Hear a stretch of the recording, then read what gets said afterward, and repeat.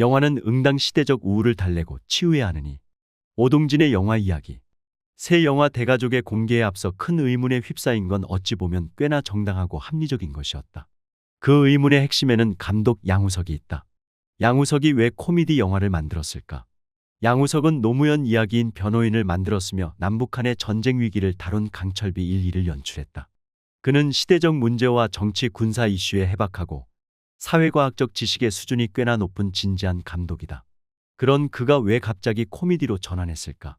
막상 영화를 보고 나니 그 모든 것이 오해와 기우였음을 알게 됐다. 결론적으로 말하면 이번 그의 코미디 영화 대가족에도 역시 시대정신이 가득 담겨져 있다.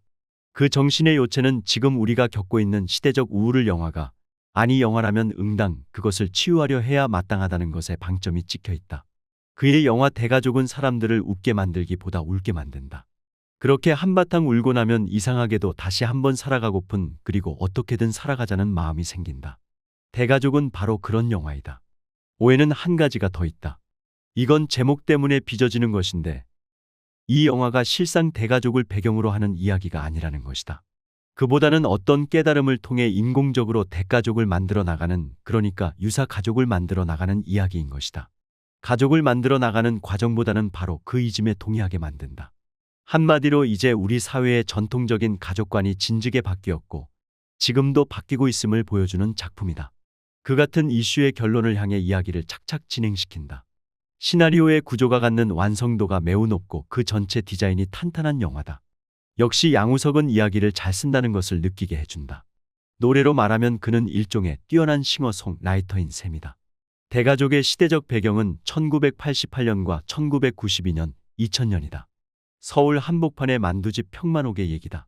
짐작컨대 서울 무교동 코오롱 빌딩 골목길에 실제했던 이북만두 집이 이 영화가 지닌 상상력의 뿌리가 된 것으로 보인다.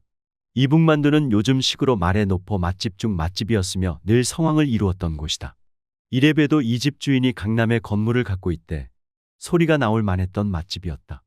영화에서도 평만옥 주인 한무옥의 뒤에서 부동산 소개업자가 저 양반, 이 일대에 갖고 있는 건물이 몇 채나 돼요 라고 말한다.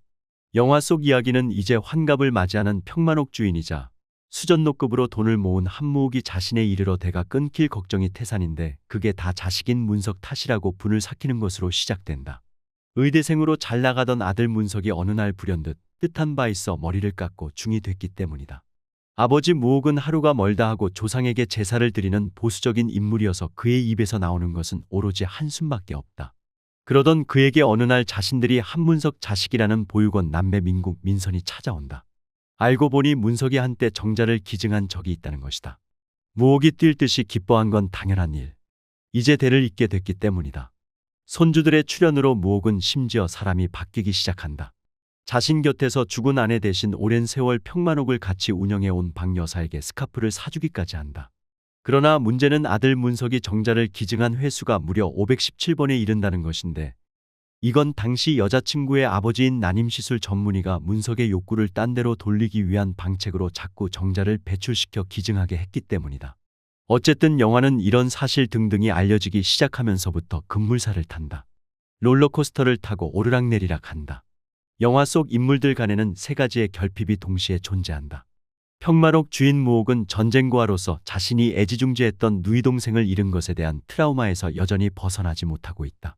지켜줘야 했는데 그러지 못했다는 자책감이 크다. 아들 문석은 문석대로 자신이 의료봉사 활동을 하던 중에 어머니가 돌아가셨고 그 임종을 하지 못했다는 데 대한 상실감에 시달린다. 그가 2000년 현재 불가의 인물이 된 데에는 1992년에 고인이 된 어머니 문제가 컸다. 보육원 남매 민국과 민석은 자신들을 길러준 부모가 교통사고로 사망했고 불량한 삼촌에 의해 고아원에 보내졌다. 아이들은 여전히 부모를 보고 싶어한다. 영화는 이 세 인물 간에 펼쳐지는 일종의 상실감의 연대기이다. 중층의 결핍감은 우리 시대가 지난 역사를 통해 켜켜이 쌓아놓은 수많은 에피소드들 중 여럿이다. 모두들 전쟁으로 가족들을 잃었고 때론 말 같지도 않은 사고로 잃었으며 때로는 가난과 질병으로 사랑하는 사람들을 잃었다. 영화 대가족은 중층의 상실감, 그 모순을 어떻게 풀어나가야 하며 그 약한 고리는 도대체 어디서 찾아야 하는가를 얘기하는 작품이다. 휴먼 가족 코미디를 표방한 만큼 대가족은 그 결론이 인간의 선의가 다소 과장되는 쪽으로 마무리된 측면도 있다. 그러나 그렇다고 이 영화가 건네는 따뜻한 손수건 한 장을 거부할 이유는 없을 것이다. 그것이 비록 판타지에 불과하고 비현실적인 애기라 할지라도 사람의 마음 저 구석에는 늘 지금의 부박한 세상이 사람들의 착한 심성으로 고쳐질 수 있다는 희망과 낙관이 단단하게 자리하고 있는 법이다. 영화 대가족은 구석에 처박혀 있는 인간의 선한 마음을 다시 꺼내려고 노력하는 영화이다. 성선설의 작품이다. 김윤석이 힘을 뺀 연기가 보기가 좋다. 김성령은 자신이 주책스런 연기까지 잘한다는 것을 보여준다. 이승기는 그간의 불필요한 이승기 논란이 과도한 것이 아니었냐는 듯 묵묵히 자기 연기를 열심히 해냈다. 양우석의 시나리오는 영화란 역시 스토리텔링이 중요하다는 것을 보여준다. 안 그런 척 치밀하고 디테일한 연출로 작품 전체의 얼개를 한 땀 한 땀 잘 엮어냈다. 상업영화로서, 장르영화로서 귀감을 삼을 만한 작품이다. 영화를 보면 힐링이 된다. 그게 어디인가? 지금과 같은 세상에 양우석은 역설적으로 또 한편의 변호인 같은 의미 있는 작품을 만든 셈이 됐다. 지금의 세상엔 휴먼 가족 코미디가 필요하기 때문이다. 사람들은 좀 웃고 실컷 울고 싶어 한다. 왜 아니겠는가? 영화 대가족은 12월 11일에 개봉된다.